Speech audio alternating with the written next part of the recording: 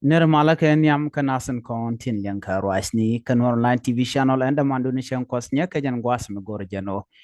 baye la roach senda ana to kere wecha ka so Sudan gwas mi mo shanei ti shop ka bakel sha ka naktin ka nei dang bangwan ti sha muy ka bot gwad mi shanei bangwan sha ka nak ka ne bakel sha muy ka bot ka yirol is kanti kore me bu kono kwen kele kime bana linga a koro hok chỉ cái riêng mà đi tại với cái South Sudan nang naro na siyang ka quy hok la tog duwe la kana nyin ka quy hok en gwasa me ke raja bana linga rai với cái South Sudan gwan mi shane bang wan cha ka naktin kane dang bakal ti shamoy ka bot rai với cái South Sudan ka quy hok bana madan ke do badan nong lia ka quy hok bana jaling dio je long share long ka tin content le rodien ka kon wari ala liam di den tama chata ka jen hok along chana menu tina mandana le rode mi jira ma jidit kan waro 9 TV channel de jogono jen nywa kana sin ko kien ke gorno jen bishon kel kan waro 9 TV anda mandu ni chan kosnyak lana gorno be no ngwantin kon lat korodien an wale a shanga dioka paikel ron kina daro de jendang ru de diech baro jeme ban jelin kel shala de nene re wika so Sudan en go shinay dang bang man chika liu kane dang bakala te ka bot gwan chi korcha tuok tin metiar ka dungo ka katel kem rewi ka South Sudan ka yirol East County na mo rig mo tuoga kam jane korodian ke Lake State chawra mo chajalat ala do bdana chalat ke jen go shirek me tuoga je wa te kane ti jen shika we dodien ka kane ti chikanok chikan ko kwal mi chiko ko kwal ke chiko ko pech an gwasamo chu korcho chu tuok kodi jin mi jen wi yang rar den wi jakan mala yande wi jedi ngum de tuok an gwasamo chu tuoko chinedi ti shi kanuru man gwasamo shi kor mo cha tuok gwan mo pe ko to pe de katen an do bran pe ko ke je chala do shi do mo gwa do mo je ko pe ko bom ki nanga ka bom ne tin kon tin goro de ko ne de kan kan jen go dana wure go tuok tin chu tuoko shi nga kan shi nga ka kan ni kon ti la jang man gor kono gwasame angu menang na rin gaje ko ki hok tangwez ni ran la jela ka maj be ku jeno bume le nyara da dien dom bradi mi jel ka maj gwan be ku jeno ngak se da dol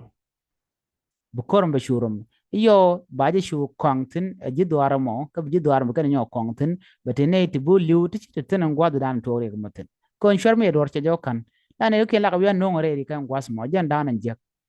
ne de ti ne bon antik liu ka kama ka ne dan bakel ti te ka bot ka tana da kwa ki gwa dan ti ka ten tema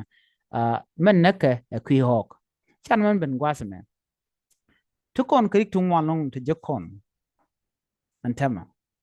ne de shal ke japa gor kan hok nakana la beken bu gok beken bu kwal kan gat kinan kan gat kamane ken ene me karwade nyu de je gwano rek wich sa Sudan ngode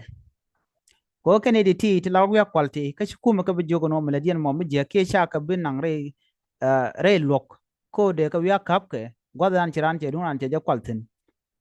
wa ajen me jakri ko bi ko ngwal long re wich ka so Sudan mu nyu de gwa antema katin dia lan ka tin lan mala je riudien long ke nyin hok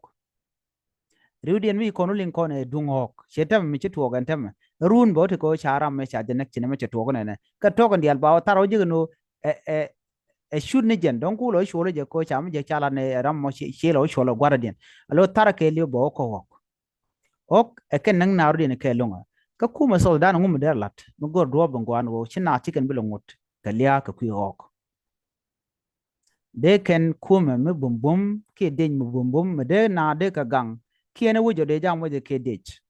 ko tele me len dech ko dech ponde chere kane ite mola wa gang na jeng ni dech mo na mo ke bong rech ano ka jeng dech me bo kwal ke dech me chor kan ton la ko mono teka ko cha men rek ke men nong rek ko cha janga ke cha ja identify no men nong rek long re wi ka so da ne dungok ke lia di de tuogan tama kwana pele tera kono to kam Nuer kana jang kam Nuer kana jaba kam Nuer kana ber no kam Nuer kana it gol ke kam jaba kana equatoria ke kam dur karudien ka tada le rode ja chana jamin pal mugi kone ala ne to ngwa lungten kone riar ka jan gwasmen tam a kwi hok mugi en jaba ne kien dial ke gat ke ne kone liu a kwi hok mugu yene ga Nuer kon la mala nanga peke ke peke ke kwi hok kon michi ben kan moleke jaba la kan ok bana nang ka ka gad ben kanang alo meni shu ke re ga dir jana tama a kwi nguka a kwi hok mi ja kono ko de ka jakati de gang ke de na de ka ngaje gwa wona me kelme de gang de kum sos dander latin ko da ngaje no me nang na long a kwi hok de ok de ga gang ki de gwa to ko dia de ko mo ke de inte gang na cha de nang ne de ni te dong de mo na bong rech de gor ne te bit nam be kana gang ko chero de ko le nyok a nyok